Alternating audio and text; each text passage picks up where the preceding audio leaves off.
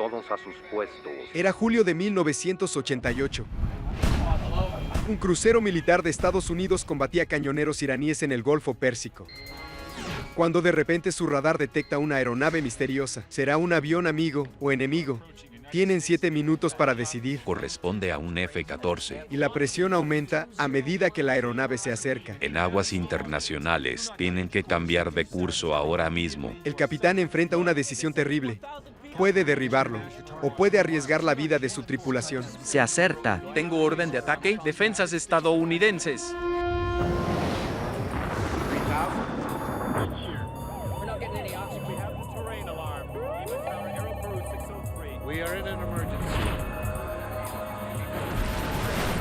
Mayday y catástrofes aéreas.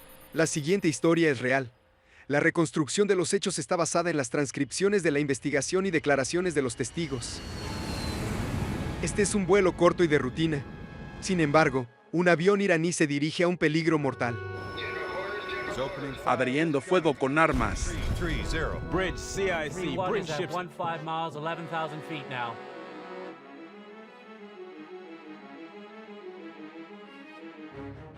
Se acerca, gana velocidad y acorta la distancia. Un buque de guerra de los Estados Unidos. Está descendiendo. Es muy serio. Se acercan al peligro. Podría estar muerto. Rango 13 millas.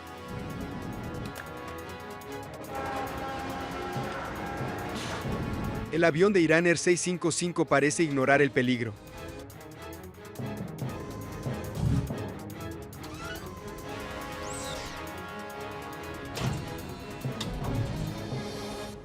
Identidad errónea.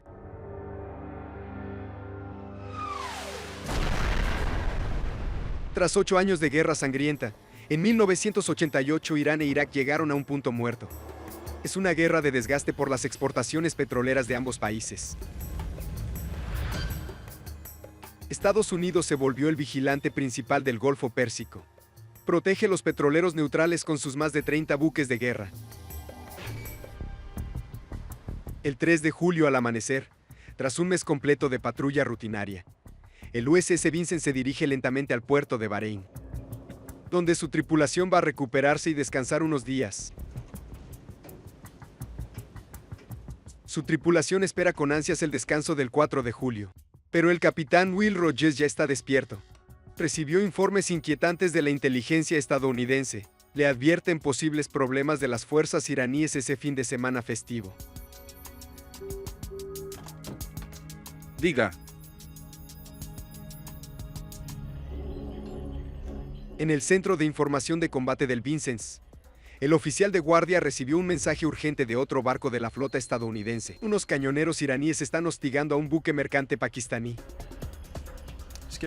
Capitán, el Montgomery está en problemas. Ya voy.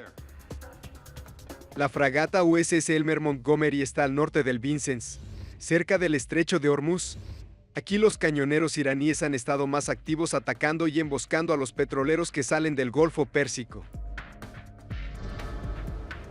El Vincennes es un crucero Aegis de $1.000 millones, diseñado para proteger un grupo de portaaviones. Está equipado y armado con lanzamisiles Mark 26 y con misiles antibuque Harpoon. Tiene 2 cañones de 12 centímetros y el sistema artillero de proximidad Phalanx que dispara más de 3.000 rondas por minuto. Pero lo que hace especial a este barco es su radar de alta tecnología. Es el Spy-1 de matriz en fase, que puede buscar y rastrear en simultáneo más de 100 objetivos a más de 300 kilómetros de distancia.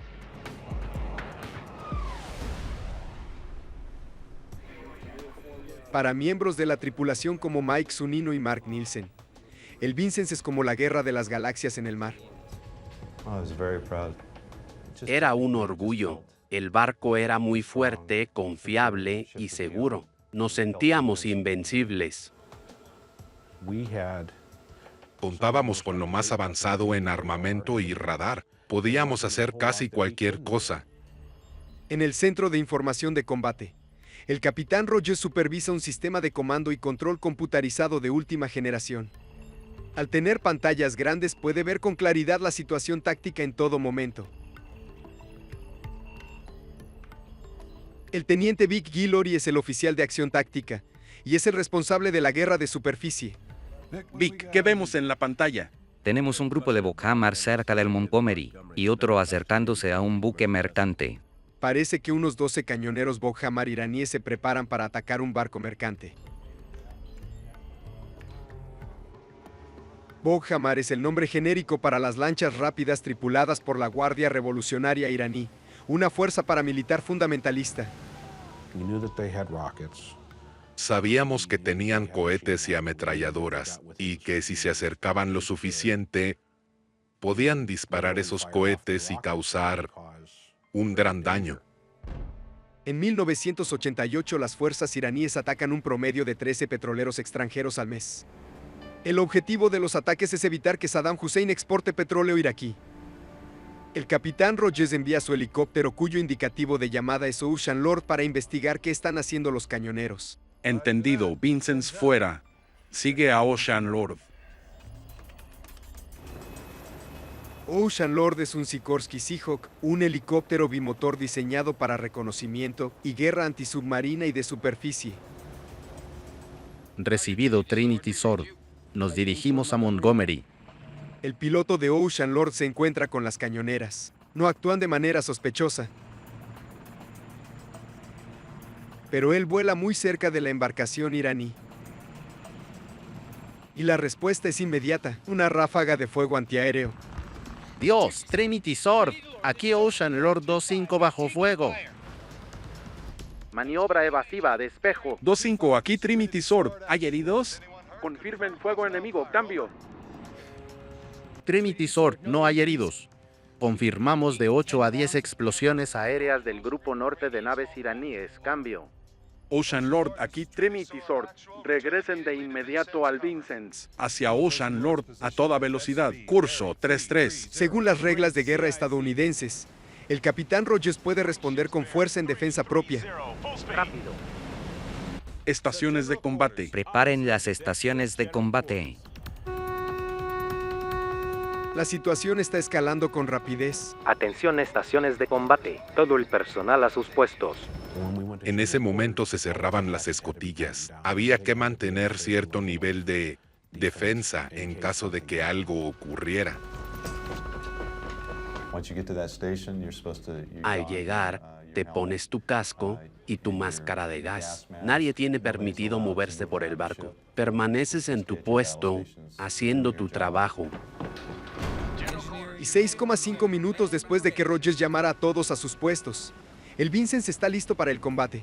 La tripulación hizo el simulacro muchas veces, pero hoy está pasando. De casualidad, un equipo de prensa de la Marina está en el puente y filma al buque yendo al norte a más de 30 nudos. El capitán Rogers se dirige a un enfrentamiento letal con los cañoneros iraníes. Esta será la primera vez que el Vincennes entra en acción. Y el resultado será catastrófico. El 3 de julio de 1988, el USS Vincennes avanza al norte hacia el estrecho de Hormuz. Otro buque estadounidense ha reportado actividad agresiva de cañoneros iraníes. Esos cañoneros son los que dispararon contra el helicóptero del Vincennes. Dios. El capitán Will Rogers III lleva poco más de un mes en el Golfo Pérsico. Sin embargo, ya se lo conoce por ser un comandante preparado para tomar decisiones firmes. Su buque tiene un apodo, es el Robocrucero. Cubierta a estado de combate. A sus puestos de batalla. Mientras tanto, a unos 87 kilómetros en el aeropuerto de Bandar Abbas en Irán, el vuelo 655 de Iran Air espera despegar. Este es un vuelo de rutina de 28 minutos por el estrecho de Hormuz hacia Dubái. El capitán de 37 años se llama Mohsen Rezayan. Su hermano Hossein sabe que él es muy dedicado a su trabajo. 655 esperando autorización. Él disfrutaba su trabajo. Le encantaba.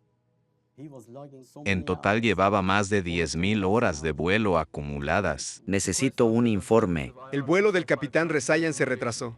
Se atrasó unos 27 minutos porque un pasajero tuvo problemas de inmigración. Y pese a la sofisticada tecnología del Vincennes, pronto ese retraso confundirá a la tripulación. En el puente, Un equipo de prensa de la Marina filma cómo el Vincent se acerca, ya en el rango de ataque de los cañoneros Bok-Hamar iraníes. 3 grados del curso 015, objetivo a la vista. Ya atacaron al helicóptero del capitán Rogers, pero él tiene autoridad para romper fuego solo si cree que su barco está bajo amenaza directa. Con la neblina del Golfo, es difícil ver qué hacen los cañoneros. Uno va a estribor y el otro al medio. A la proa de estribor tiene una ametralladora. Pero el capitán Rogers no tiene que esperar a que los cañoneros rompan fuego. Si se comportan de manera agresiva, ya es suficiente para que él dispare primero. Se aproximan rápido a 350. Al girar y acercarse a nosotros a alta velocidad en cursos erráticos, pedimos permiso para un disparo de advertencia. Aquí Vincent, permiso para atacar. El comandante de superficie del Golfo está en su buque en Bahrein. El capitán Richard McKenna les otorga el permiso necesario sin dudarlo. El ataque al helicóptero requería una respuesta. Vincent, aquí Golf Sierra, ataca con cañón. Las reglas de enfrentamiento eran claras. No había duda de lo que se requería. Repito, ataca con cañón, cambio. Golf Sierra, aquí Vincent, rompiendo fuego con cañón. Curso enemigo 4456. Vincent fuera, tiro de eficacia. Disparo con cañón. Son las 9:43 am. Un encuentro rutinario en el Golfo Pérsico se tornó en algo mortal. Es de calibre 5. Necesita una gran cantidad de pólvora.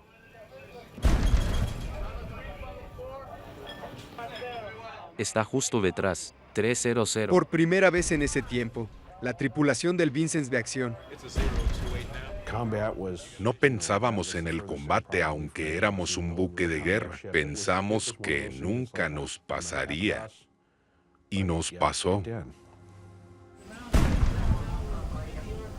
Los cañoneros están respondiendo el fuego, pero sus disparos quedan muy cortos. El Vincent y el Montgomery los enfrentan juntos. La batalla avanza rápidamente con cambios de curso bastante frecuentes. Estábamos maniobrando rápidamente porque quería mantenerlos a una distancia prudente. Cambiábamos de blanco tan rápido como podíamos y el Montgomery actuó sobre la orden de atacar un pequeño buque. Verifiquen las municiones. Ahora el Vincent y el Montgomery están en una batalla naval a gran escala. Todo lo que se acerque a los buques estadounidenses se considerará una posible amenaza. Se dispararon 10 proyectiles. El capitán de corbeta Scott Lustig es el responsable de alertar al capitán sobre posibles amenazas aéreas.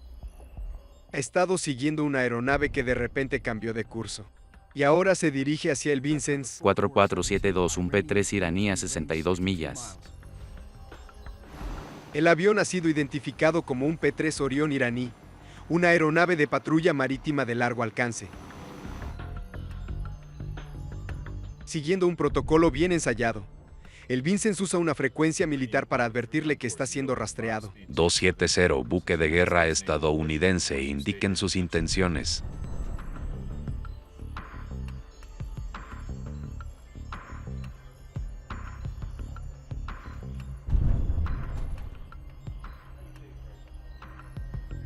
Buque de guerra, aquí Papa 3 iraní. Nuestra misión es de búsqueda. Mantenemos la distancia. El piloto promete mantener la distancia. Sin embargo, el capitán Rogers sabe muy bien que el P-3 aún lo está vigilando por el radar. Le preocupa que pueda provocar un ataque aéreo iraní. Esta batalla se está volviendo cada vez más peligrosa. Alisten las municiones. Dame una solución para el grupo norte de Bok-Hamar.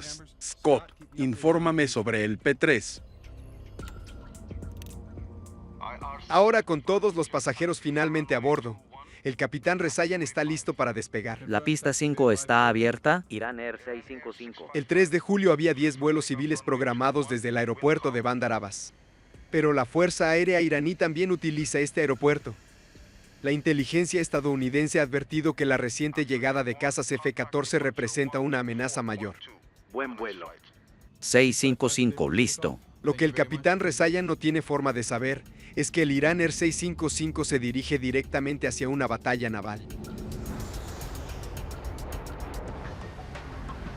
Solo segundos después de su despegue, el Vincennes detecta al vuelo 655. A pesar de ser sofisticado, el radar no determina el tamaño ni el tipo de aeronave. El supervisor de identificación Anderson inicia un procedimiento para así poder establecer si la aeronave es amiga o enemiga. El primer paso es utilizar un sistema que se llama IFF. Todas las aeronaves grandes tienen IFF. Cada avión tiene su propio código y eso te permite consultarlo y de esa manera obtener más información. Anderson se dispone a identificar la señal IFF de la aeronave entrante. Presiona un botón y un pulso electrónico se propaga por la atmósfera. Los transpondedores de la aeronave responden automáticamente de forma electrónica. La respuesta emite modos y códigos de identificación que revelan si la aeronave es amiga o enemiga. Los modos 1, 2 y 4 indican que son aeronaves militares. La aeronave de Iran Air 655 emitió el modo 3. Todos tienen el modo 3. Eso no basta para identificar que no sea enemiga. Podría ser civil o también militar. Una aeronave militar podría ocultar su identidad emitiendo el modo 3. Anderson procede a revisar el horario de vuelos comerciales. Revisa si hay un vuelo de pasajeros programado para salir desde Bandar Abbas en este preciso momento. Pero no encuentra nada. Avión iraní no identificado en curso 203, velocidad 303 nudos, altitud 1200 metros. Aquí el buque. El Vincennes trata de contactar directamente al avión en una frecuencia militar de emergencia. A 40 millas se dirige a un buque naval estadounidense en aguas internacionales. Indique sus intenciones. Cambio.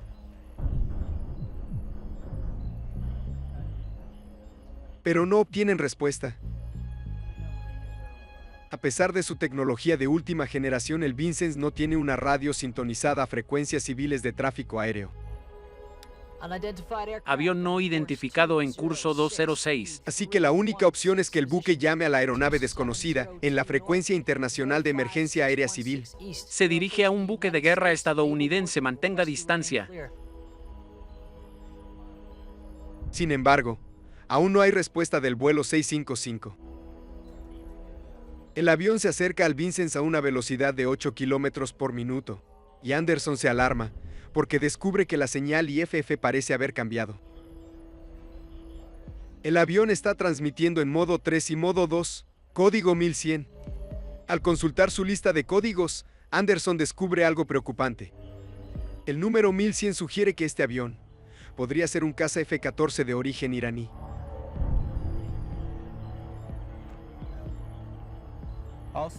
Atención, tengo un posible modo 2 en el curso 4131, código 1100, que corresponde a un F-14. Posible modo 2 es un F-14. Repito, modo 2 próximo. Las palabras de Anderson llegaron con rapidez a todo el CIC. En las pantallas tácticas del capitán Rogers, ahora la aeronave se muestra como un caza F-14. A 48 kilómetros, el Airbus con sus 290 pasajeros se eleva sobre el Golfo Pérsico. No tienen idea de que los identificaron erróneamente y están volando hacia el peligro. Un avión de pasajeros iraní que se dirige a Dubái, sin saber, vuela directo hacia un buque de guerra estadounidense que está en combate en el estrecho de Hormuz.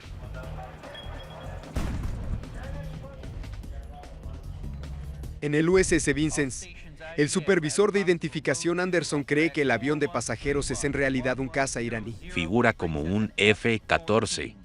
Posible modo 2. En el centro de información de combate, el vuelo 655 ahora aparece como un F-14 enemigo. En los años 70, Estados Unidos le vendió 80 aviones F-14 a su aliado el Shah de Irán. Esos aviones son los cazas más modernos de la Fuerza Aérea iraní. La tripulación del Vincennes cree estar bajo ataque. Me subió el pulso y la presión. Vaya, la adrenalina fluía. El capitán de corbeta Scott Lustig es el coordinador de guerra antiaérea del capitán William Rogers. Como el avión está a tan solo 45 kilómetros, pide autorización al cuartel general para derribarlo si se acerca demasiado. Planeo atacar a 20 millas y no se desvía. ¿Coincides? Cambio. Adviértele antes de disparar. Si pasa las 20 millas, es una amenaza clara. Estás en medio del océano. Es bastante serio. La presión que siente el capitán Rogers está creciendo. Este es un momento crucial en el que debería enfocarse solo en esta nueva amenaza, pero su atención vuelve a la batalla con los cañoneros. Hay un problema. Capitán, hay problemas con el montaje 51. En pleno combate se atascó el cañón delantero de calibre 5 del Vincennes. Giro completo de timón. 6C, todo a babor. Mantener el rumbo a 280 grados y la velocidad a 25 nudos. Rogers se ve obligado a girar el barco a alta velocidad y así girar el cañón trasero del crucero para enfrentar el ataque.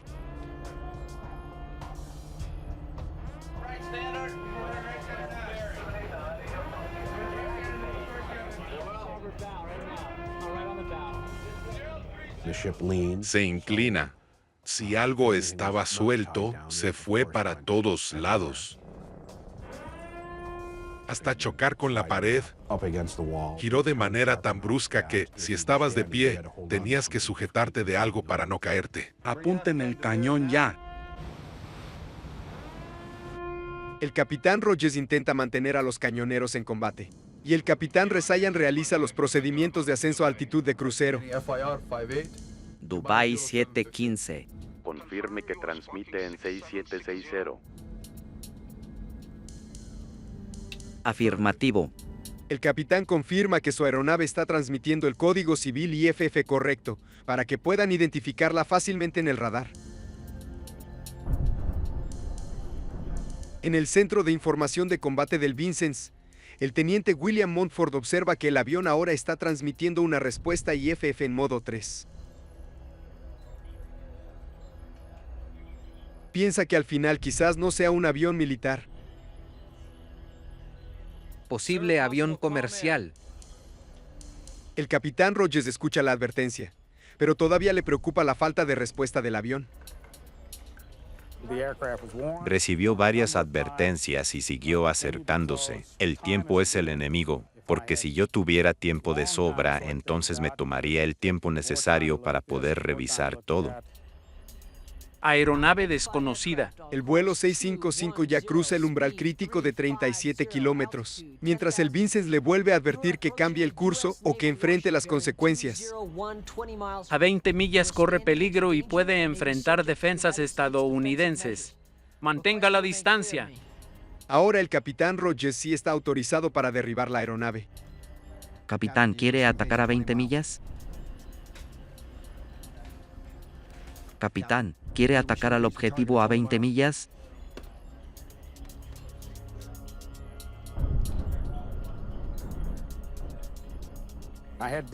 No quería disparar a 20 millas, no podía creer la situación.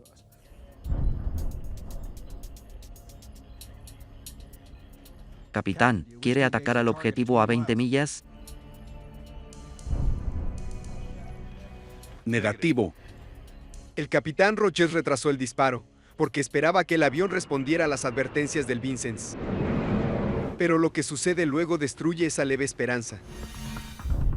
El suboficial Leach es el coordinador de información táctica del Vincennes.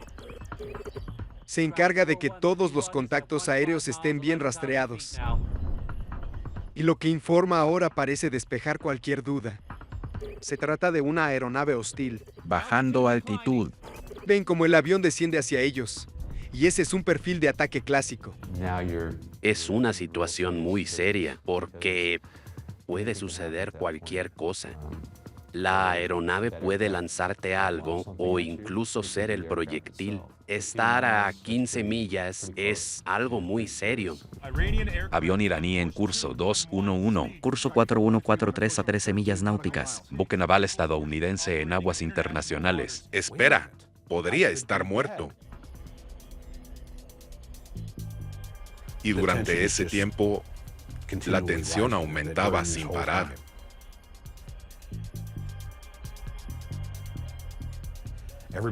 Todos estaban tensos viendo qué pasaría. Enfrentará defensas estadounidenses. Contacto aéreo acercándose y descendiendo 3.000 metros por milla. Rango 13 millas. Se acerca. ¿Qué hará el capitán? ¿Qué va a pasar? ¿Qué van a hacer ellos? La aeronave Iran 655 se despide del control de tráfico aéreo de Bandar Abbas. Buen vuelo. Gracias. Buen día.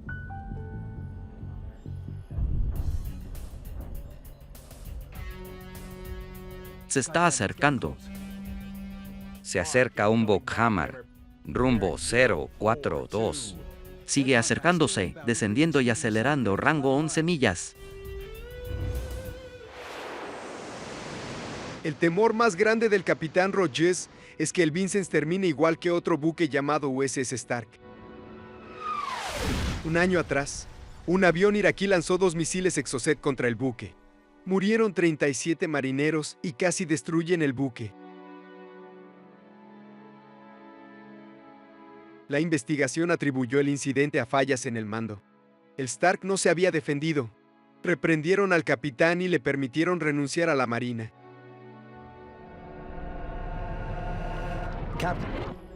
Se acerca aumentando la velocidad y descendiendo a 11 millas. Pero el capitán Rogers no va a cometer el mismo error. El tiempo es el enemigo en estas decisiones. Cuando la nave estaba a un poco más de 10 millas, ya alcanzó el rango mínimo de armas, entonces tenía que tomar una decisión o no habría vuelta atrás. Es el momento de la verdad. El capitán Rogers gira su llave de autorización de fuego.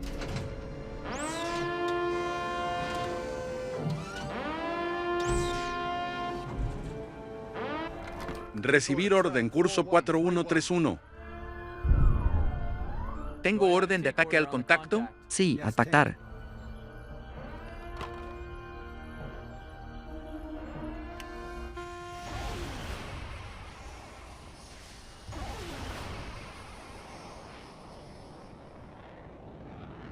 Misiles fuera. Rieles listos.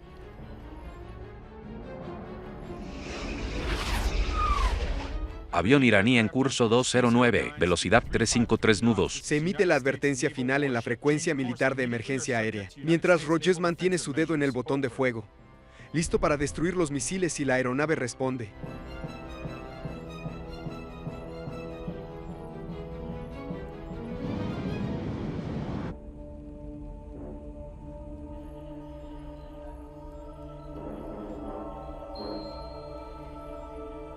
Diez segundos para interceptar.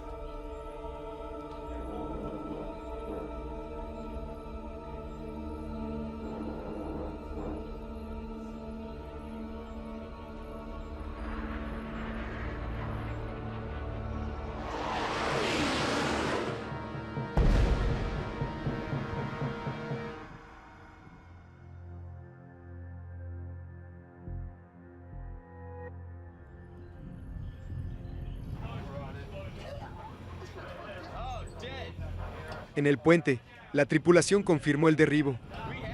Fue directo. El avión que creían que los iba a atacar quedó destruido. El capitán Rogers piensa que evitó que destruyeran su buque. Pero eso está muy alejado de la verdad. Lejos de salvar a su tripulación, Rogers tomó una decisión que conmocionará al mundo.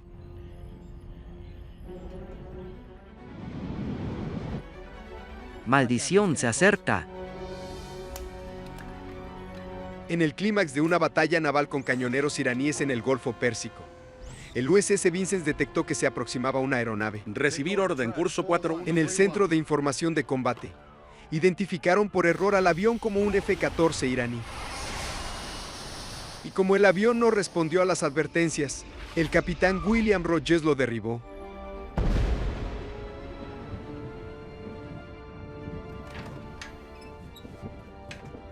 Pero Rogers cometió un error fatal. Destruyó un avión de pasajeros iraní que volaba en un corredor aéreo internacional. Murieron 290 pasajeros y tripulantes. La televisión iraní transmite imágenes desgarradoras de sus cuerpos flotando en el Golfo. Para el capitán Rogers el peso es muy grande. Sin importar los errores cometidos, la responsabilidad recae en él.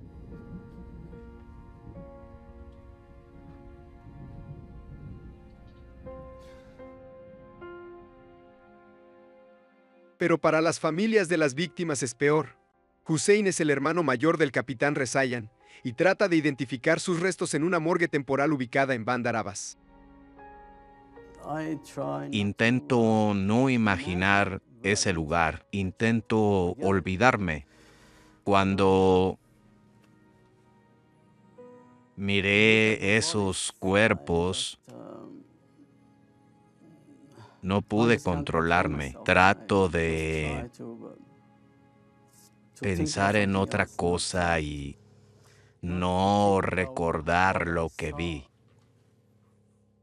Nunca recuperaron el cuerpo del capitán Rezayan.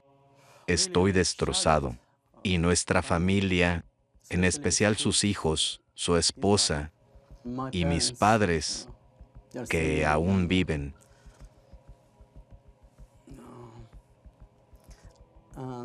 lo recuerdan siempre.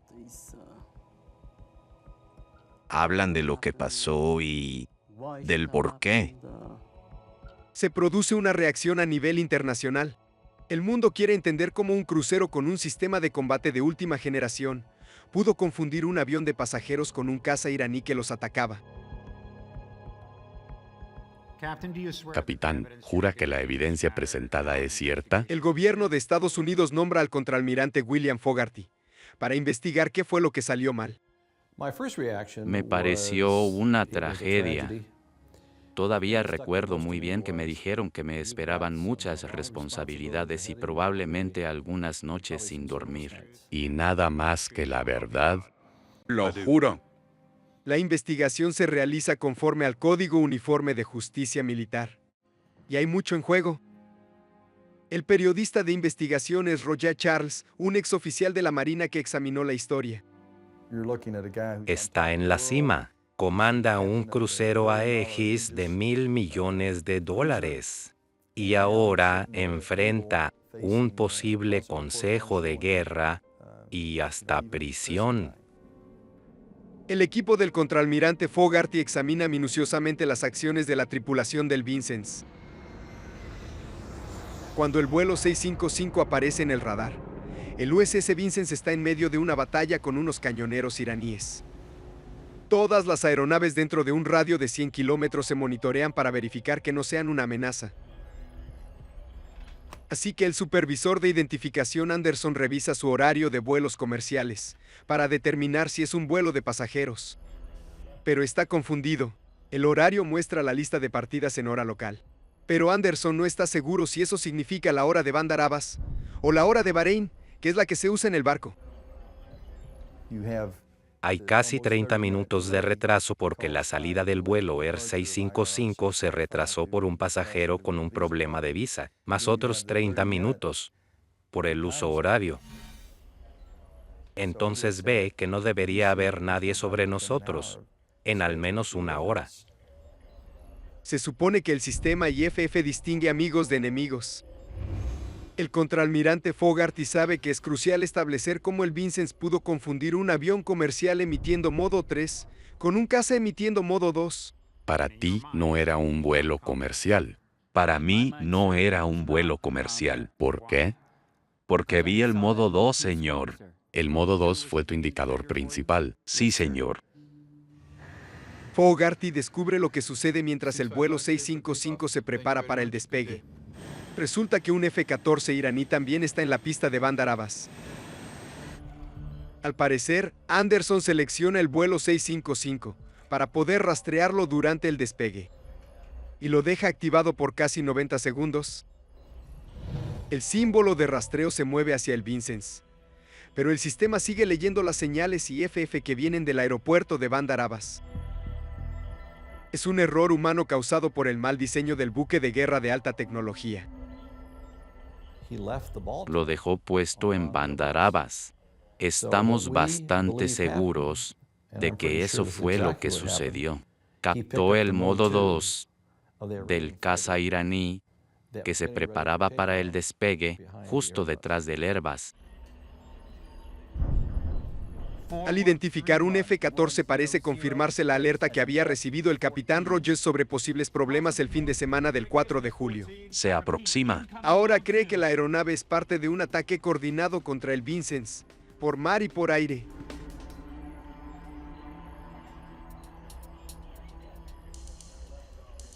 Posible avión comercial. Por lo que le da menos importancia a la advertencia de que el avión que se aproxima podría ser comercial. ¿Recuerda al teniente Montfort repetir avión comercial?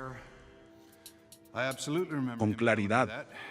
Creo que levanté la mano para indicar que lo había escuchado. ¿Esperaste para disparar? Sí, señor. ¿Por qué? Quería tener toda la información posible. El IFF era un indicador, pero no me importaba si el 1100 era un F-14 o un Falcon que vuela por ahí. Pero pensé en que siempre nos contestan. Avión iraní curso 211. El USS Vincennes transmite un total de 10 advertencias por radio. ¿Por qué no responde el vuelo 655? Sabemos que no respondió a las advertencias. Como el oficial al mando debía tener pruebas de que era un avión comercial, y no las tuvo. Hay un avión iraní no identificado. El Vincennes envía 7 advertencias, pero en una frecuencia militar que el vuelo 655 no puede recibir. La radio del Airbus no podía recibir la frecuencia de emergencia militar. No lo tenían porque al ser un avión comercial no lo necesitaban.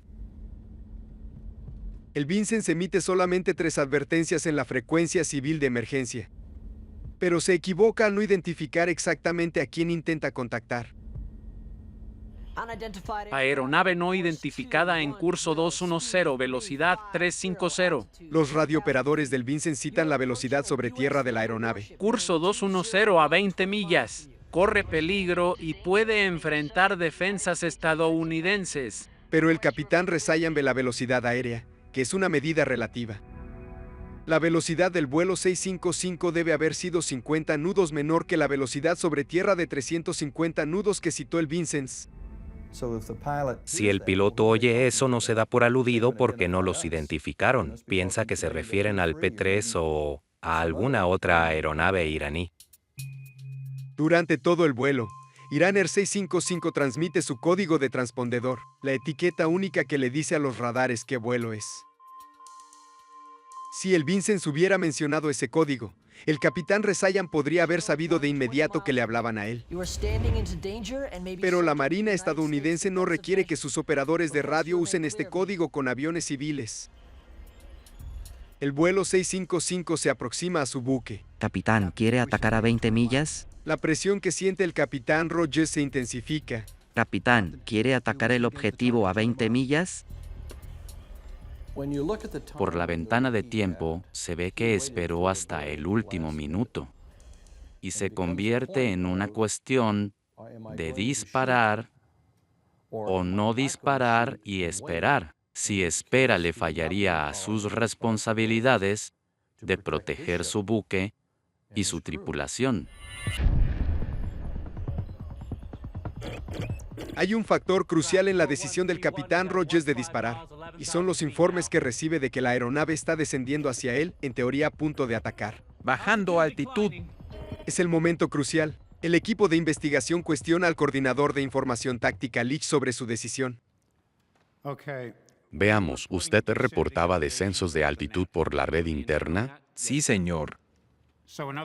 Cuando vio que esa aeronave empezaba a descender, ¿lo reportó a TAOCO Golf Whiskey? Sí, señor. Al igual que la caja negra de un avión, las computadoras del Vincennes registraron todos los datos de las pantallas del CIC, y esos registros muestran que en realidad el Iran Air 655 nunca descendió.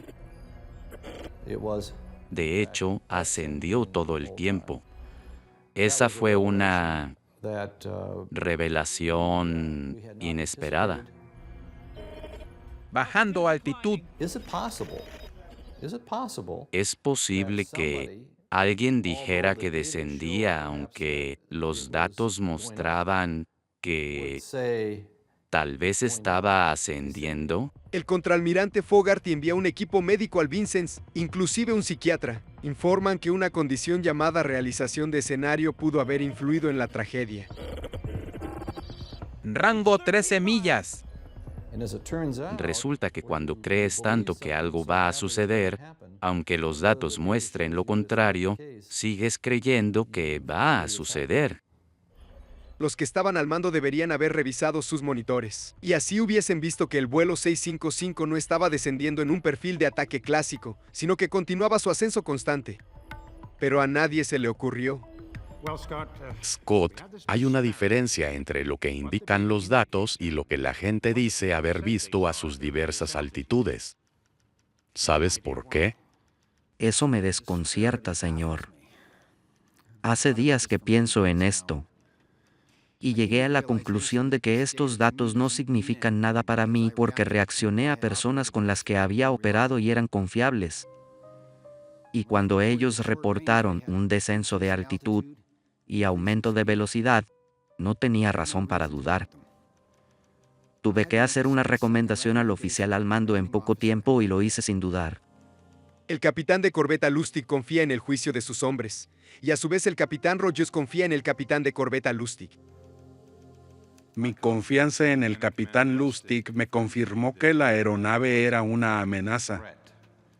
A 9 millas sentí que ya no podía esperar más para tomar acción defensiva. Di permiso para disparar. Revisé el tiempo que él tenía para tomar una decisión y la información que se le proporcionó para tomar esa decisión.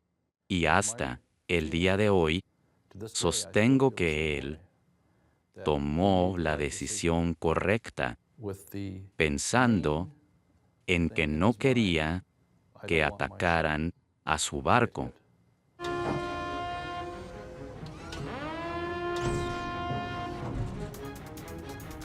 Recibir orden curso 4131. El sistema de combate sofisticado del Vincennes le brinda datos precisos a la tripulación. Sin embargo, su miedo creó una amenaza inexistente.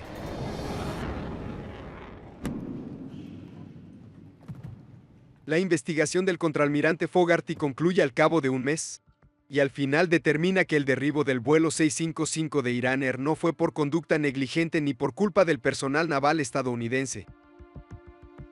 El capitán Rogers actuó de manera prudente, teniendo en cuenta la información que tenía disponible y el poco tiempo que tuvo para tomar esa decisión crítica. Fogarty manifiesta que Irán debe compartir la responsabilidad porque puso en riesgo a uno de sus aviones civiles cerca de combates. El gobierno estadounidense publica una versión editada de la investigación Fogarty. Sin embargo, le ocultó un hecho clave al mundo. Y ese hecho cambiará por completo la perspectiva sobre la tragedia del vuelo 655 de Iran Air.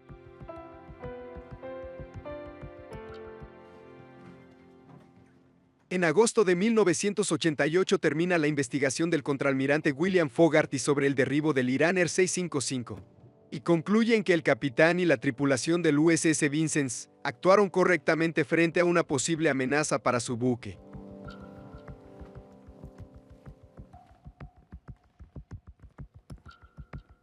Pero esto no convence al periodista de investigación Roger Charles.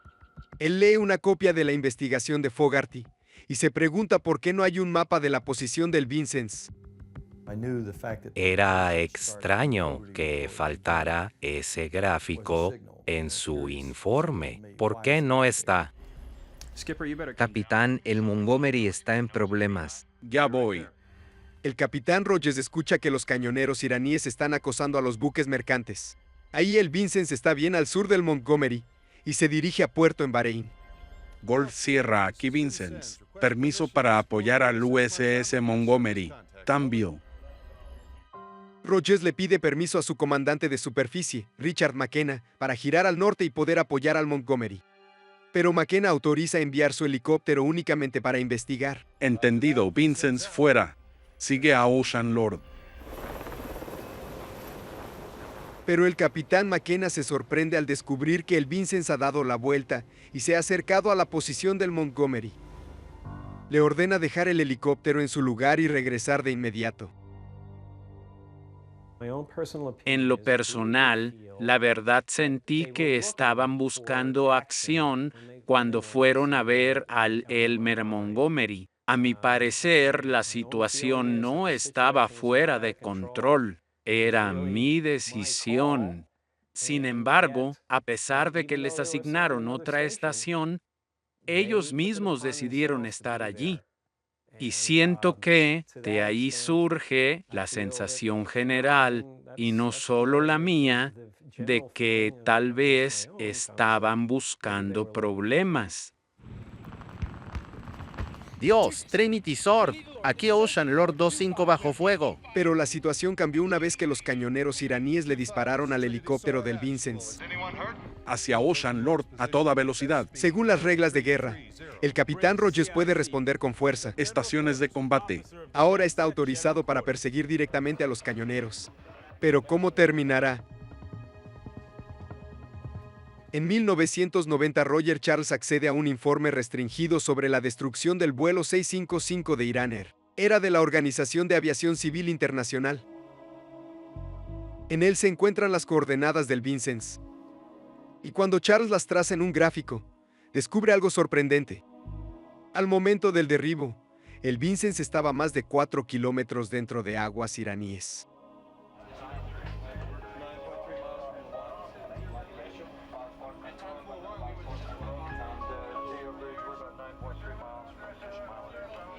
Al perseguir a los cañoneros hasta entrar en territorio iraní, Rogers sin querer coloca su buque en la trayectoria de vuelo del Iran Air 655. Oficial de cubierta entrando en la zona de guerra iraní. Si Rogers no hubiera llevado el Vincennes para atacar los cañoneros, no hubiesen derribado al vuelo 655, está claro. Ni tampoco combate en la superficie. Rogers hubiese puesto el radar en modo aéreo. El foco hubiese estado en el panorama aéreo. Y hubiesen tenido tiempo para determinar que se trataba de un avión comercial. A pesar de la tragedia, a los miembros de la tripulación del Vincennes los reciben como héroes en el puerto en San Diego. Los buques de la Marina tienen varias misiones. ¿Quiere atacar el objetivo a 20 millas? El capitán de corbeta Scott Lustig es condecorado con una medalla de reconocimiento por mantener la calma y la confianza bajo ataque. Recibir orden, curso 4131. El capitán Rogers recibe la Legión al Mérito por su desempeño como oficial al mando del Vincennes. Desde entonces ambos se retiraron de la Marina. Cada año las familias de las víctimas del vuelo 655 de Iran Air conmemoran su pérdida en el Golfo Pérsico.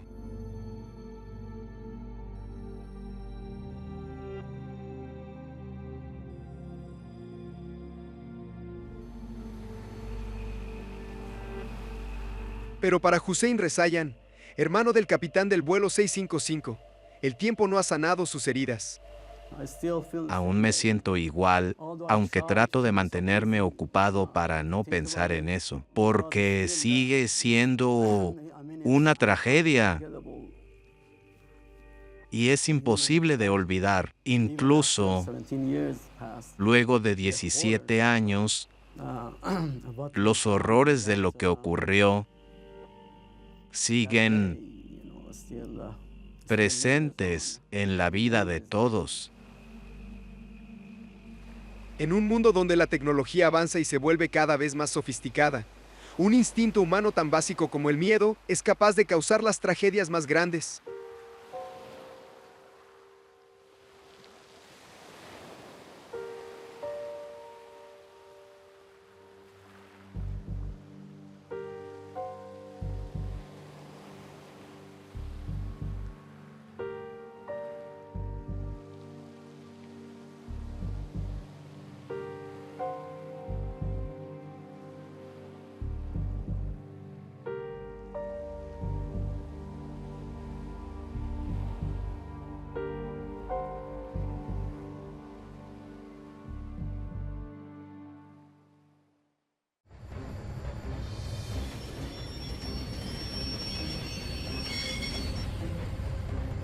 Un tren de carga está fuera de control.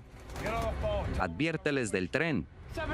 Rumbo a West Colton. Los frenos no pueden detenerlo en su descenso por la montaña. Mayday, vamos a 150 kilómetros por hora. Miles de toneladas de acero y carga pesada se dirigen a toda velocidad hacia un pueblo pequeño.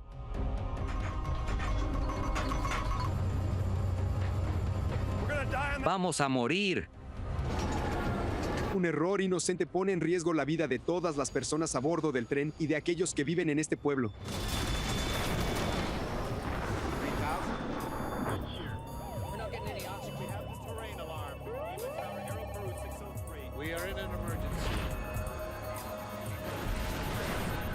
¡Mayday! La siguiente historia es real. La reconstrucción de los hechos está basada en declaraciones de los testigos.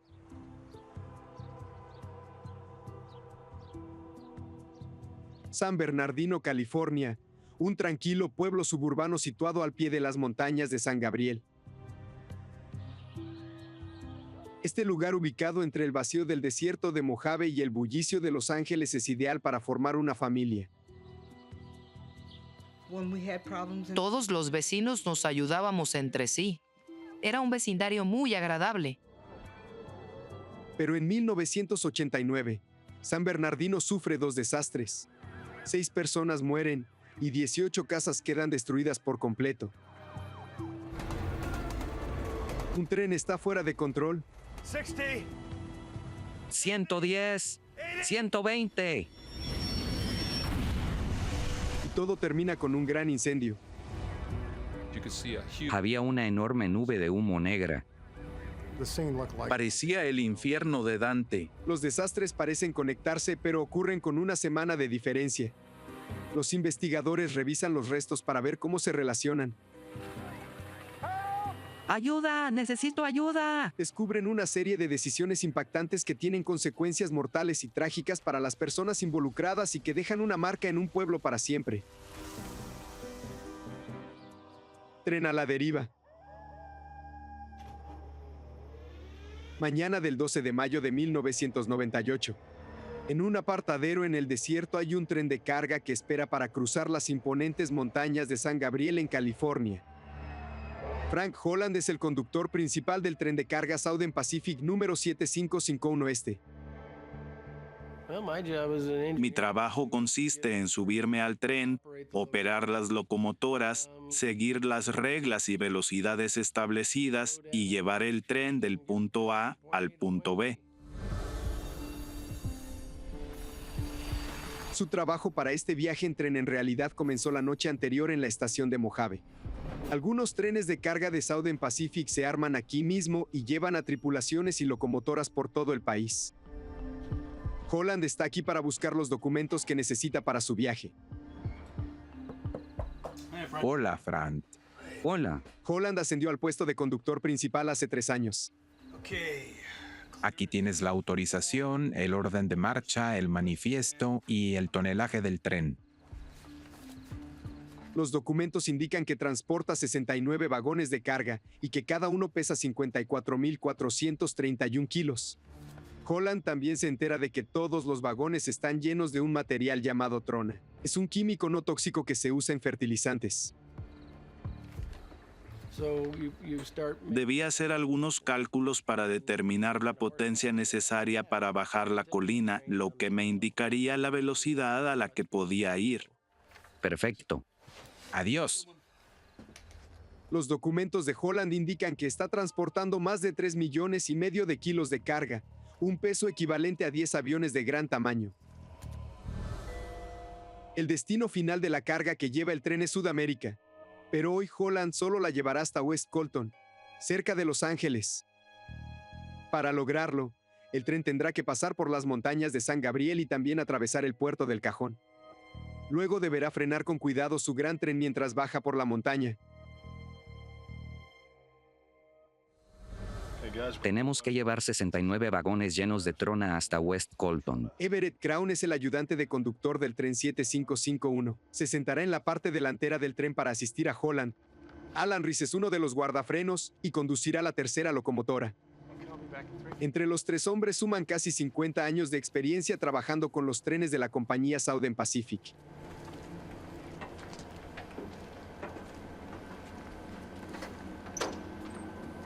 Para asegurarse de que el tren tiene suficiente potencia para moverse por la montaña, Holland ha pedido un poco de ayuda. Southern Pacific envió 2 locomotoras auxiliares para su viaje. Lawrence Hill es el conductor que se encuentra en la parte trasera, y Robert Waterbury es su guardafrenos. Aunque han recorrido esta ruta antes, no es donde normalmente trabajan. No saben el peso de la carga que están ayudando a transportar y no se molestan en preguntar. El tren 7551 tiene 4 locomotoras al frente y 2 detrás. Con estas últimas 2 listas, el tren ya puede partir. Llamando a cabina. ¿Sí? Todo listo. Bien.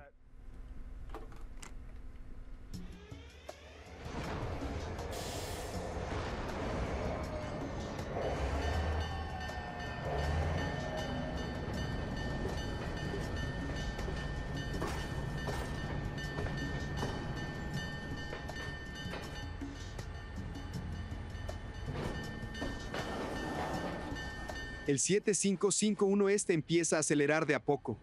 En apenas 1 hora y media alcanzará la cima de las montañas en el puerto del Cajón a una altitud de 1.300 metros.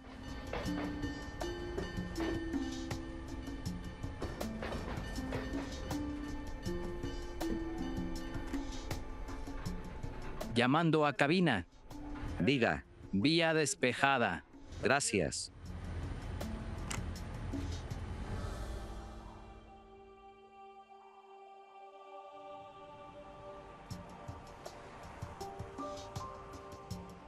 Al otro lado de las montañas, los primeros rayos de luz comienzan a asomarse en el pueblo de San Bernardino.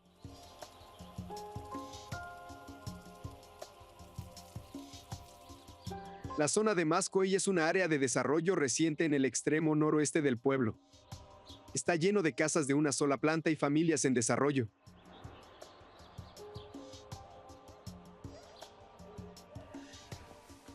Christopher Shaw se despierta en la casa 2326 de la calle Duffy. Es la casa de su madre, pero pasó la noche ahí luego de pelearse con su novia. Al otro lado de la calle, Ruth Green levantó a 3 niños de la cama y los preparó para ir a la escuela. Y su única hija, Lavon, decide quedarse en casa ese día. Mi hija y yo nos estábamos preparando para una mañana común y corriente. Habíamos desayunado y estábamos ordenando la cocina. Una de las pocas cosas que a la gente no le agrada mucho de esta parte de San Bernardino son las vías del tren. Los trenes pasan a gran velocidad sobre un terraplén de 6 metros de altura. Algunas casas en la calle Duffy están ubicadas justo al lado de las vías. Cuando las casas se pusieron en venta, el agente de bienes raíces le mostró a mi esposo una casa junto a las vías del tren.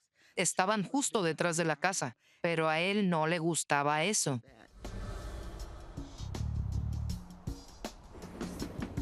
Un poco después de las 7 a.m., el tren 7551 alcanza el punto más alto de su viaje, el puerto del Cajón. De aquí en adelante todo es cuesta abajo.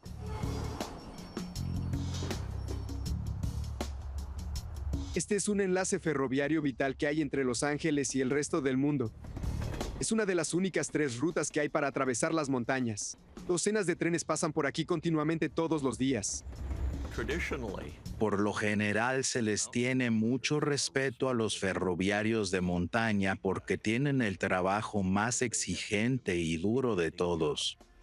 El puerto del Cajón es uno de los pasos de montaña más difíciles de Estados Unidos. Muchos trenes lo cruzan constantemente y es un trabajo muy demandante, así que quienes lo atraviesan deben mantenerse alertas. Es verdad. ¿Sí? Sí. El conductor Frank Holland y el ayudante de conductor Everett Crown transportan el tren a tiempo. Desde que comenzó el viaje no hubo contacto entre los hombres en la parte delantera y aquellos que están en la parte trasera del tren, porque no fue necesario. Todo va acorde a lo planeado. Ahora viene la parte más crítica del viaje. desacelerar este tren pesado mientras comienza a bajar por la montaña.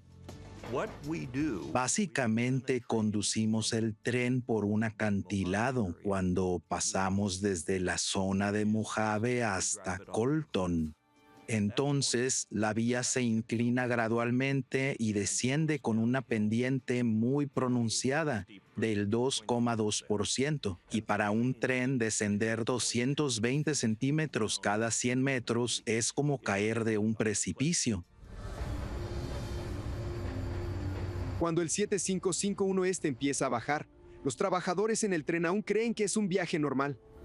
Lo que ellos no saben es que su tren ya está completamente fuera de control y no tienen ninguna forma de reducir la velocidad ante lo que está por venir. 12 de mayo de 1989. Poco después de las 7 de la mañana, el tren de carga 7551 de Southern Pacific comienza el largo y lento descenso desde la cima de las montañas de San Gabriel. El enorme tren lleva 69 vagones llenos de carga. Al pie de esta colina se encuentra el tranquilo pueblo de San Bernardino, California. Cuando las vías empiezan a inclinarse cuesta abajo, el conductor Frank Holland primero aplica los frenos dinámicos.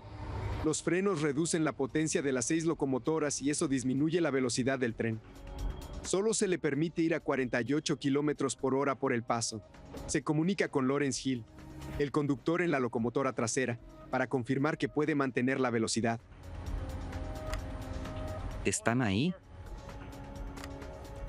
Aquí estoy. ¿Tienes tus dinámicos? Así es. Bien.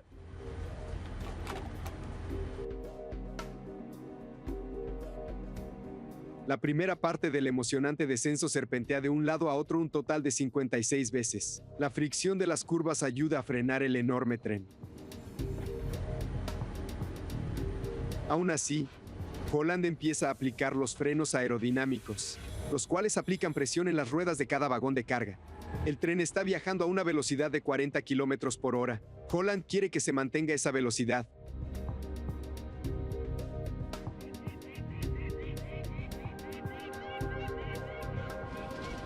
Pero cuando pasan las curvas, el guardafrenos Everett Crown se da cuenta de que el tren está ganando más velocidad.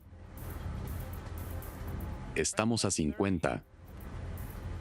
Debería estar a 40.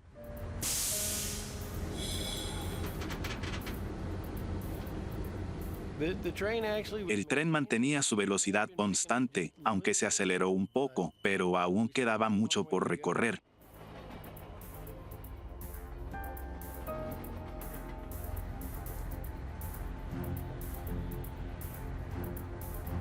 Aún sube.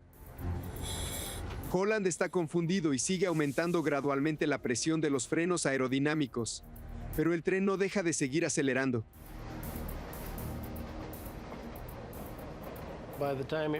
Cuando llegó a los 60 kilómetros por hora, me preocupé. El tren continuaba acelerando de a poco.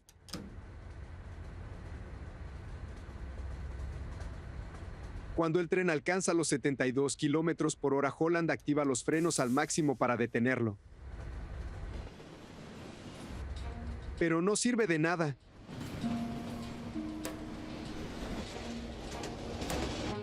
Al pie de la colina, la vía del tren se curva alrededor del pueblo de San Bernardino. Frank Holland sabe que no debe rebasar los 64 kilómetros por hora cuando toma esa curva.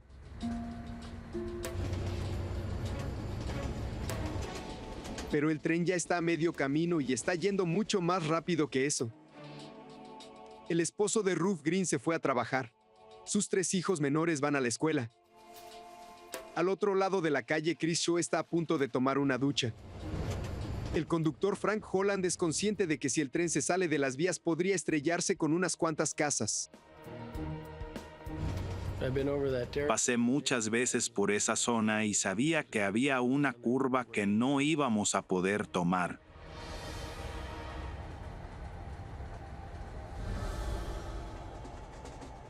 En la parte trasera del tren, el conductor Lawrence Hill sabe que están en graves problemas. Los frenos aerodinámicos están activados, pero el tren no se desacelera. Algo va mal. Hill decide activar los frenos de emergencia sin comunicarlo a la parte delantera del tren. Es su última oportunidad. En ese momento el tren se desaceleró, pero unos segundos después se descontroló por completo. Se disparó con gran rapidez. La velocidad continuaba aumentando sin parar. No lo podía creer. Los frenos de emergencia del tren no funcionan. El tren sigue acelerando rápidamente y esto provoca que empiece a salir humo de la parte inferior. 100. 110. 120.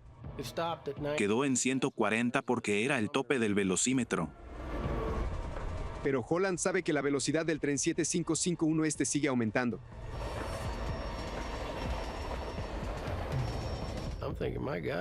De hecho, en ese momento creí que iba a morir.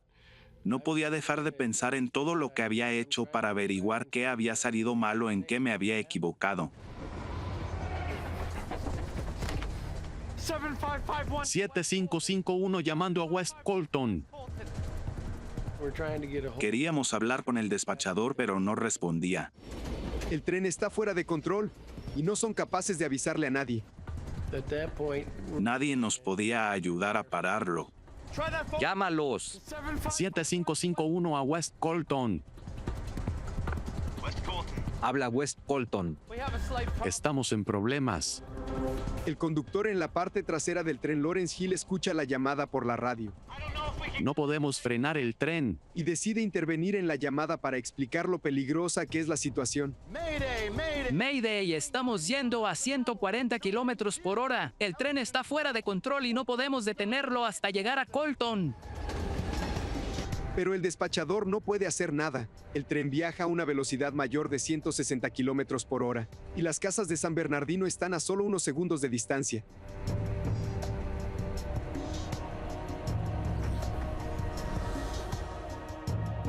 En el pueblo, un extraño estruendo interrumpe la paz de la mañana. Todo se sacudió. La casa comenzó a temblar tan fuerte que creí que las ventanas se romperían, y cada vez era más fuerte. Y para entonces supe que era un tren. Mientras nos íbamos acercando, le dije a Everett, vamos a morir en esa curva. Recuerdo que él tenía los ojos desorbitados y se veía muerto de miedo. Imagino que yo me veía igual. En ese momento no supe qué más hacer, así que simplemente me quedé allí esperando el impacto.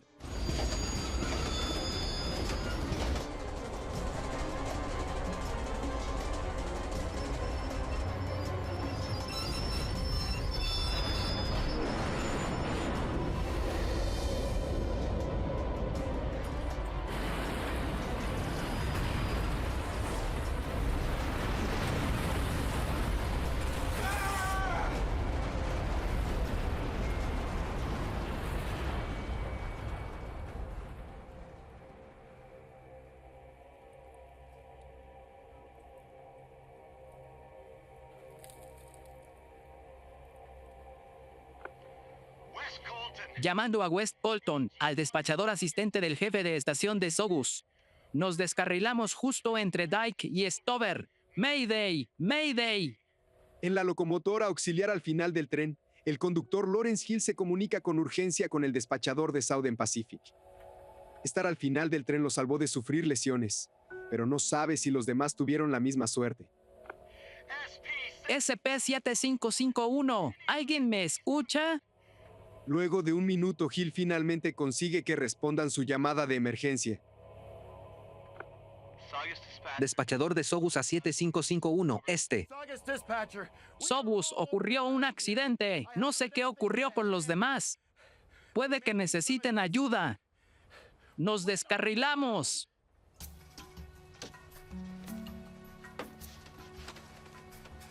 Afortunadamente, el conductor Frank Holland sobrevive al accidente. El hombre a cargo del tren se arrastra lejos de la locomotora destruida, que fue el primer vagón en salir de las vías. ¿Dónde está Everett? Hay que encontrarlo. Ven aquí. Unos testigos que vieron el accidente lo ayudan a salir del tren. Me sacaron de la locomotora y me sentaron porque seguía confundido. Los vagones estaban destrozados y las locomotoras estaban en pedazos. Era una situación muy devastadora y caótica. No podía creer lo que estaba viendo. Me preguntaba qué había hecho mal.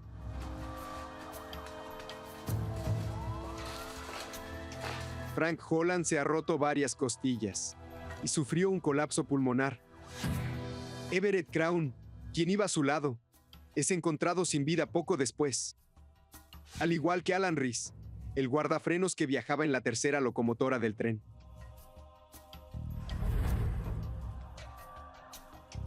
Algunas imágenes capturadas después del terrible choque muestran la magnitud del desastre.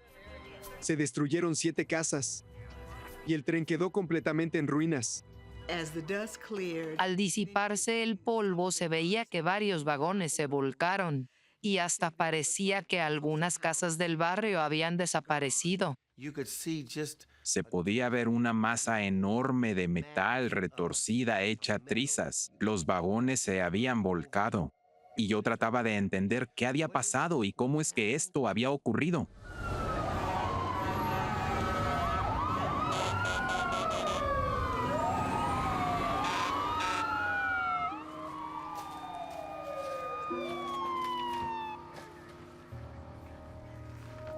Allen Simpson es el jefe de batallón del Departamento de Bomberos de San Bernardino. Nos centramos especialmente en una casa donde había unos niños desaparecidos, pero no parecía una casa, era como si una excavadora le hubiera pasado por encima.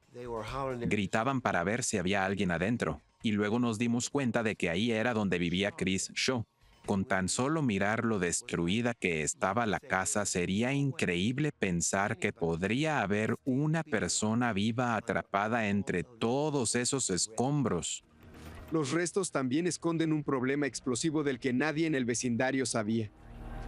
Junto a las vías del tren, a unos 2 metros bajo tierra, hay una tubería que transporta combustible hacia la cima de la montaña.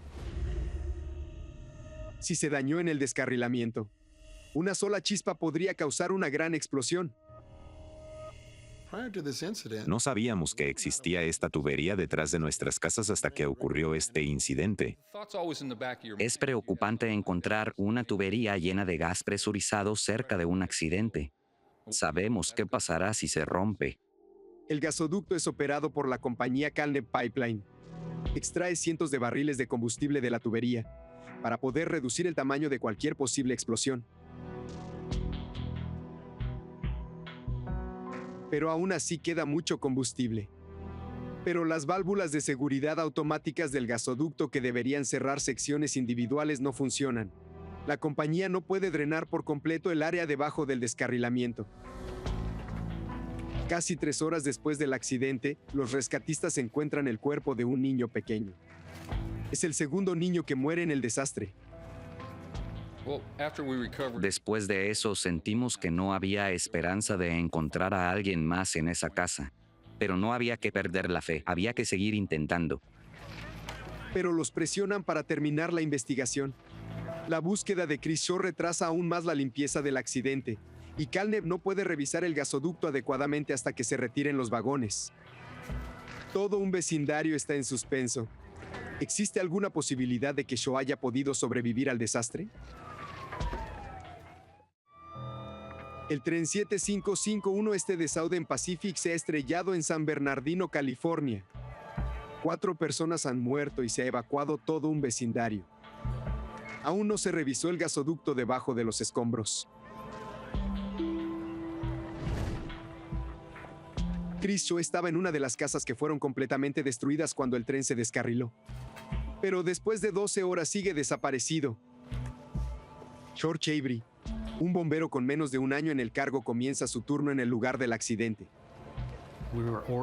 Nos dijeron que debíamos relevar a los equipos que estaban buscando a lo que creían que iba a ser un cuerpo sin vida. Shaw es la última persona del vecindario que aún no se ha podido encontrar. Los trabajadores le piden a su madre que dibuje un mapa de la casa. Ella les dice que su hijo estaba en el baño cuando el tren se descarriló. Así que los trabajadores dirigen su atención a ese sector.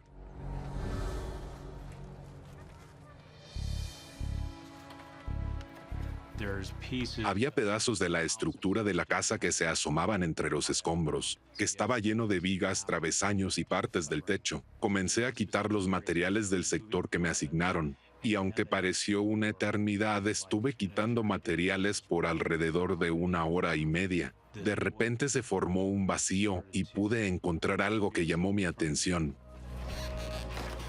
Cuando Avery se acercó al hueco que vio, pudo sentir un pequeño tirón en su chaqueta. Y yo tiré de mi chaqueta porque creí que se había enganchado con algo, pero cuando tiré de ella, vi una mano moviéndose ahí abajo. ¡Lo encontré!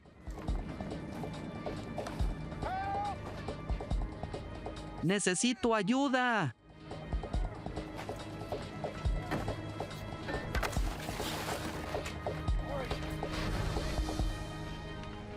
A los trabajadores les lleva casi 1 hora y media sacar a Chris de entre los restos del accidente. Los escombros del tren formaron un capullo a su alrededor que lo protegieron.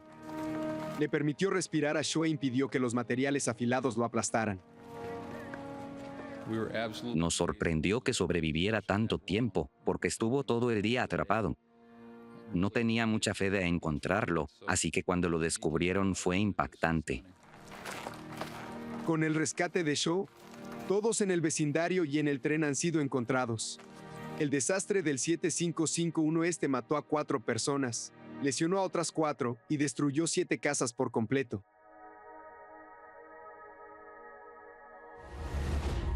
Aún con el rescate de Shaw, los problemas de San Bernardino no han terminado. En caso de que el gasoducto Calneb esté dañado, podría explotar en cualquier momento y causar más destrucción de hogares y pérdidas humanas.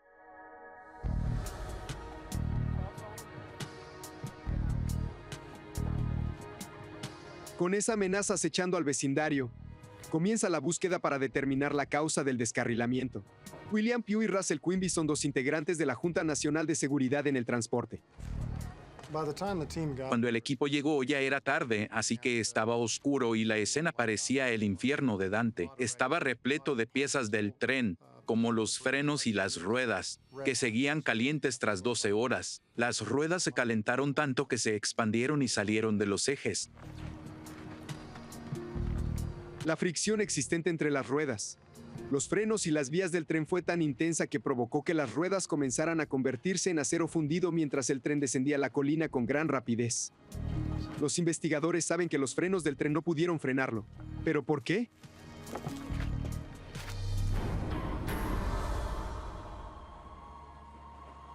Al día siguiente empieza la limpieza. Southern Pacific debe despejar los pedazos del tren de la zona. Así los investigadores pueden trabajar y Calneb puede revisar su tubería. Southern Pacific quita los vagones después de 2 días, pero el suelo sigue cubierto con la carga que llevaba el 7551 que consiste en cientos de toneladas de trona.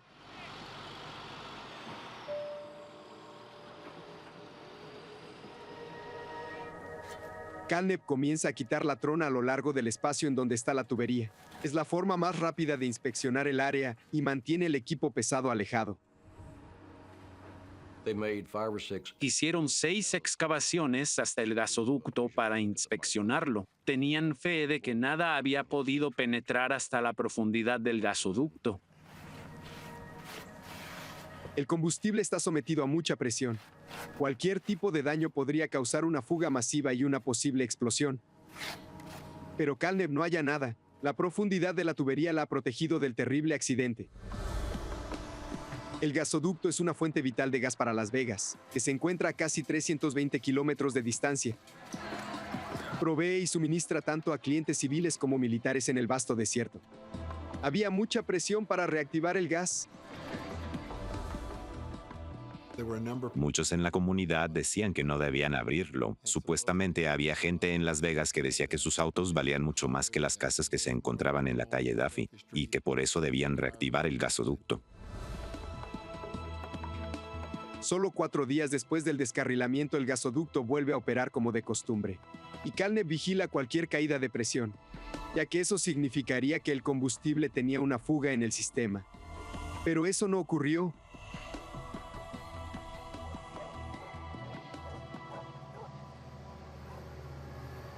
Ese mismo día, Southern Pacific termina las últimas reparaciones en la vía dañada, y los trenes vuelven a pasar por San Bernardino.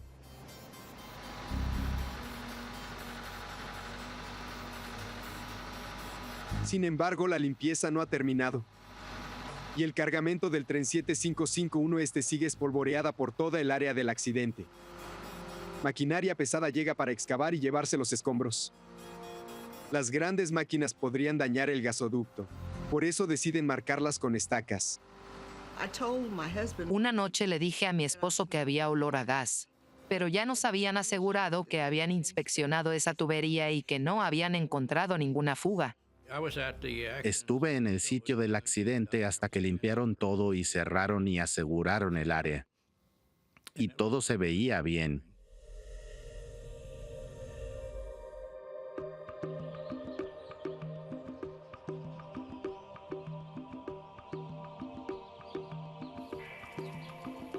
Madrugada del 25 de mayo. Han pasado casi 2 semanas desde que el tren 7551 descarriló y chocó contra San Bernardino. Pero la limpieza fue rápida, por más de una semana. Los trenes y el combustible en el gasoducto subterráneo han funcionado correctamente.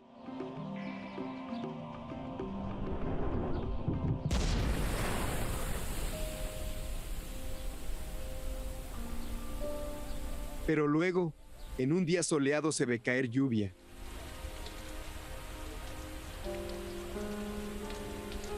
Esta peculiar y extraña lluvia que apareció de la nada moja una sección bastante grande del vecindario. Ruth Green estaba en su casa cuando ocurrió.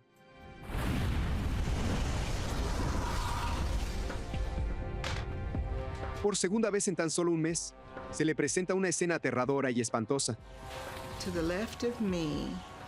A mi izquierda, lo único que vi fue una pared de fuego que cubría el lugar.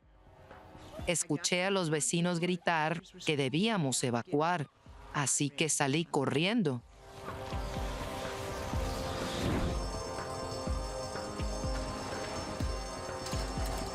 El departamento de bomberos responde con rapidez a un gran desastre en la calle Daffy.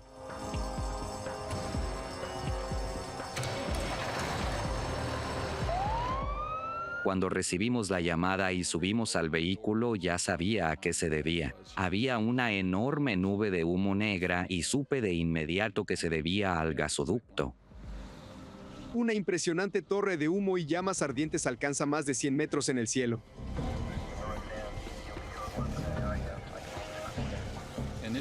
Estábamos tan cerca de las llamas que los lentes plásticos delanteros se derritieron, al igual que varias de las luces intermitentes y partes de las luces rojas. Había un ruido muy intenso y fuerte que provenía del gasoducto en el lugar en donde se había roto. Sonaba como un jet. Era un sonido fuerte y ensordecedor. Lo escuchamos durante todo el día. No solo se llamó a los bomberos locales para que acudieran a la zona. Recibí una llamada donde me informaron que el gasoducto había explotado y que debía reunir a mi equipo otra vez. El área parecía una zona de guerra. Había mucho daño y fuego. Las casas en la zona fueron incineradas. La empresa que opera el gasoducto llamada Calneve es incapaz de cerrar sus válvulas de emergencia. Casi 2 millones de litros de combustible se queman y arden sin cesar durante más de 7 largas horas. Se logra apagar las llamas, pero 2 personas mueren y 3 están heridas. Otras 11 casas han sido destruidas. Los residentes de San Bernardino no lo pueden creer. Dijeron que lo único que encontraron de una de las víctimas del accidente fueron sus zapatos, y esa imagen que describieron realmente me perturbó. Tras el incendio no podía imaginarme viviendo en esa casa nunca más en mi vida. Nada me asustó tanto como eso. Lo que la gente de este lugar pronto aprenderá es que todo el daño, el dolor y el sufrimiento fueron provocados por un simple y trágico error.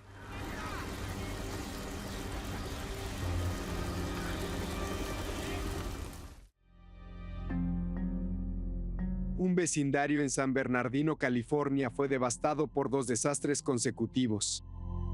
En solo 13 días, un descarrilamiento de tren y una explosión de gas devastaron la zona y provocaron la muerte de 6 personas.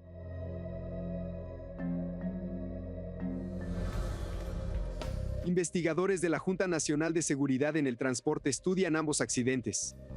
Para investigar el choque del tren usan las cajas negras que fueron recuperadas de 3 de las locomotoras. Registra la distancia, velocidad, posición del acelerador y la presión de los frenos. Al investigar la velocidad del tren descubrimos que excedía el gráfico. Las cajas negras revelaron que el tren 7551 probablemente alcanzó los 177 kilómetros por hora de velocidad antes de descarrilarse. El límite de velocidad permitido en la curva era de unos 60 kilómetros por hora. Aunque se habían activado los frenos del tren, continuó ganando velocidad.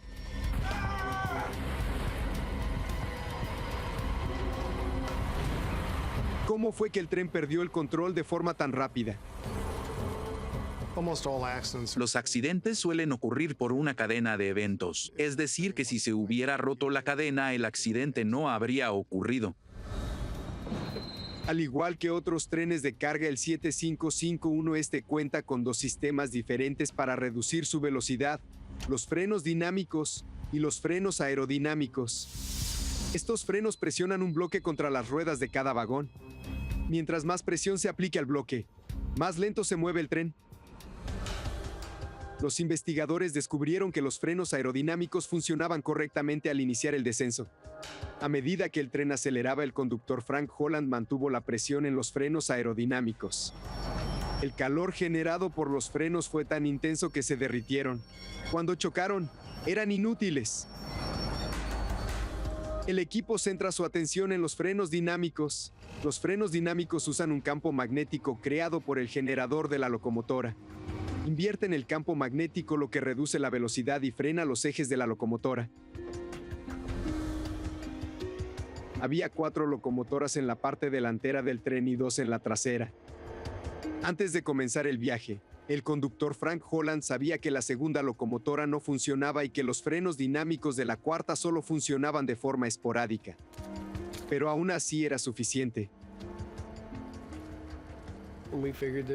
Creímos que con las unidades funcionales de las locomotoras delanteras y las 2 auxiliares bajaríamos la pendiente a 50 kilómetros por hora sin problema.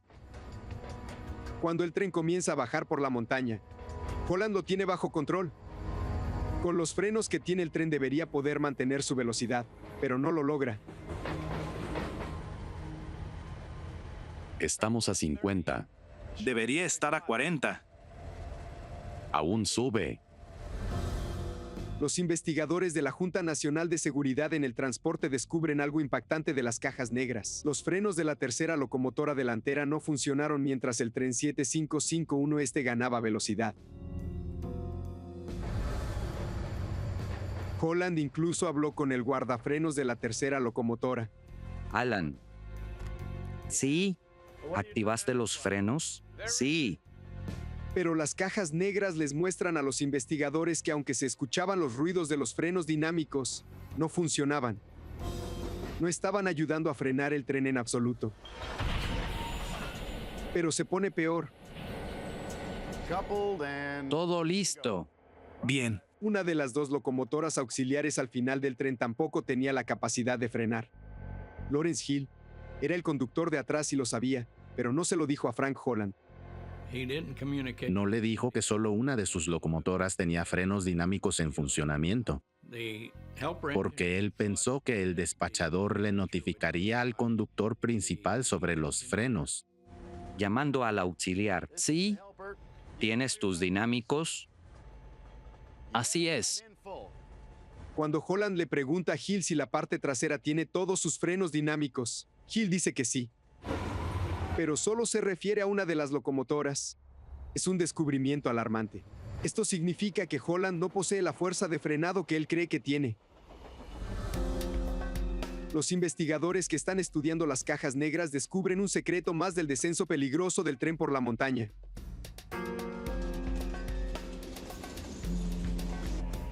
Algo va mal.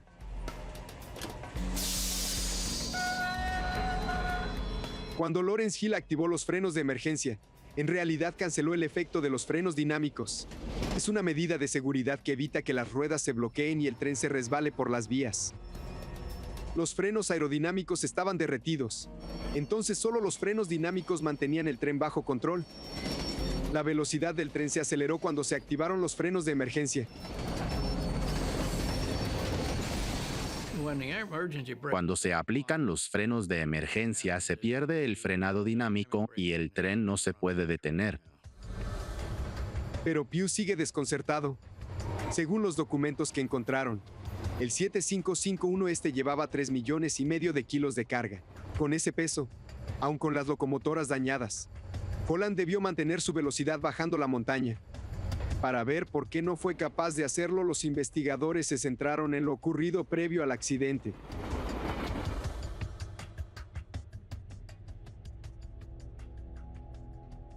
El 7551 llevaba un envío para Lake Minerals.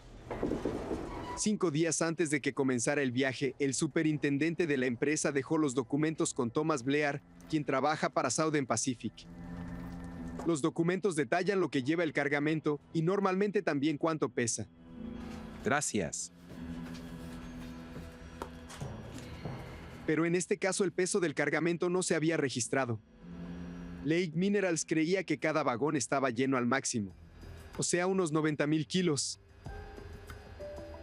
¡Oye!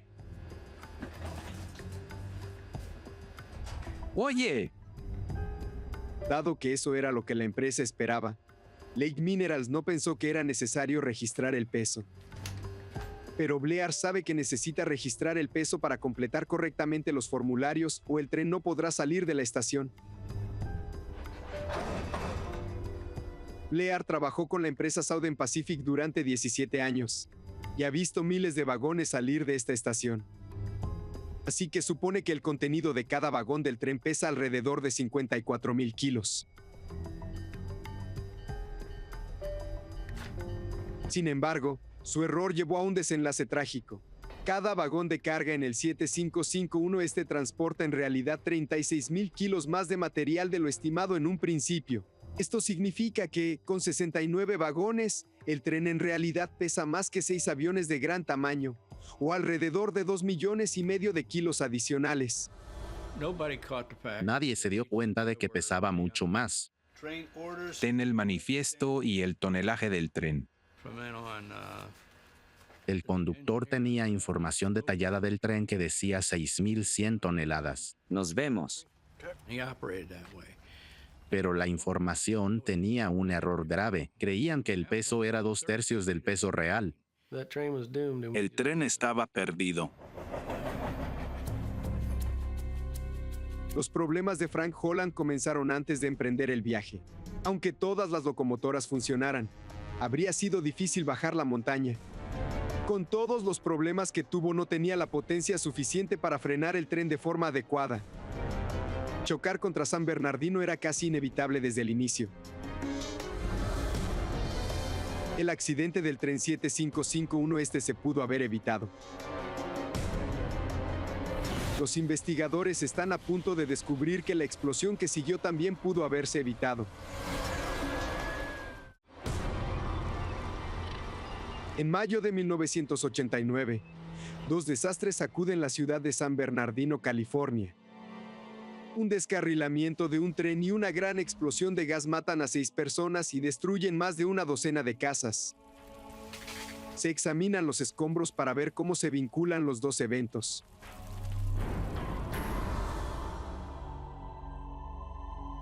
El gasoducto estaba ubicado a 2 metros bajo tierra.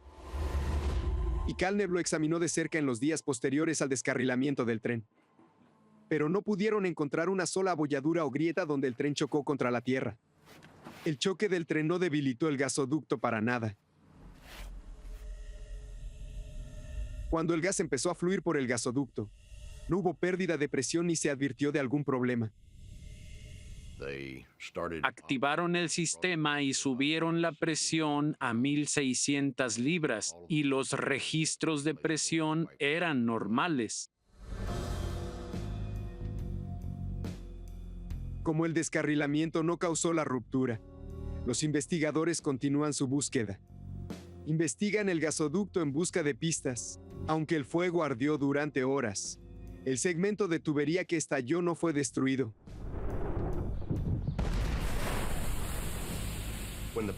Cuando la tubería se abrió, causó una ruptura, creó un corte longitudinal en la tubería.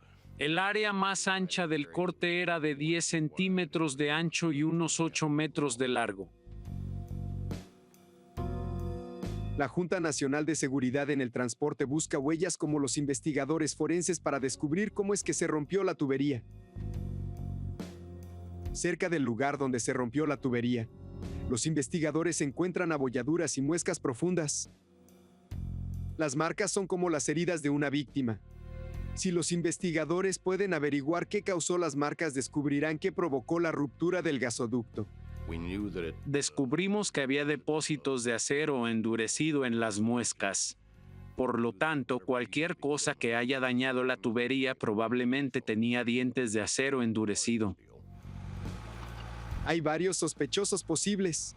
Unas palas mecánicas y una retroexcavadora grande que se utilizaron durante la limpieza tenían dientes de acero endurecido. Pero Batten no puede señalar al culpable.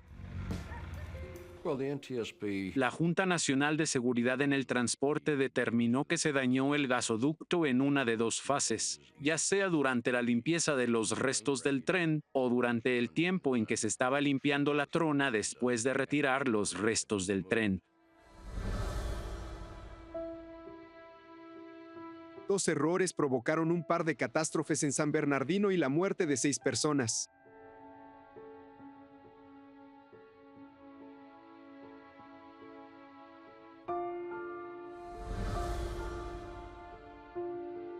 En su informe final, la Junta Nacional de Seguridad en el Transporte no culpa a Frank Holland porque él creía con toda seguridad que tenía los frenos necesarios para detener el tren.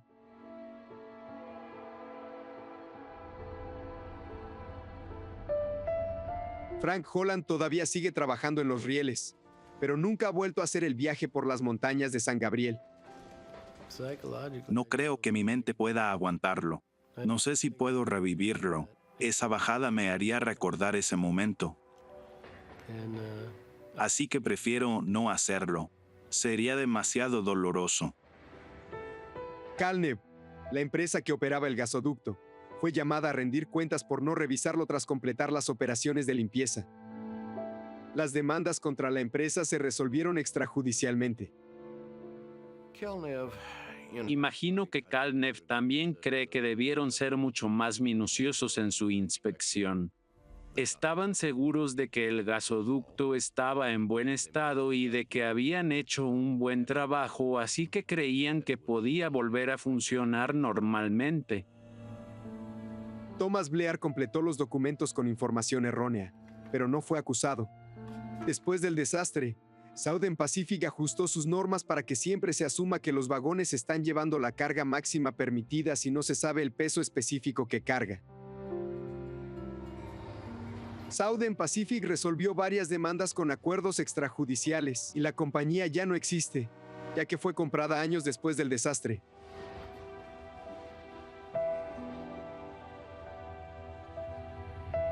Los trenes aún pasan por la ciudad de San Bernardino, pero muchas de las familias que fueron afectadas por el desastre se mudaron. Los trenes aún descienden por el puerto del Cajón, así que hay muchas personas que siguen preocupadas por la posibilidad de que algo como esto vuelva a suceder en el futuro. Ya no se permite la construcción de casas junto a las vías del tren.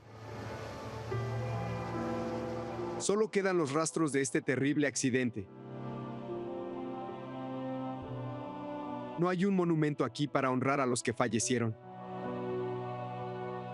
o para recordar aquel fatídico día en que la tragedia azotó la calle Daffy.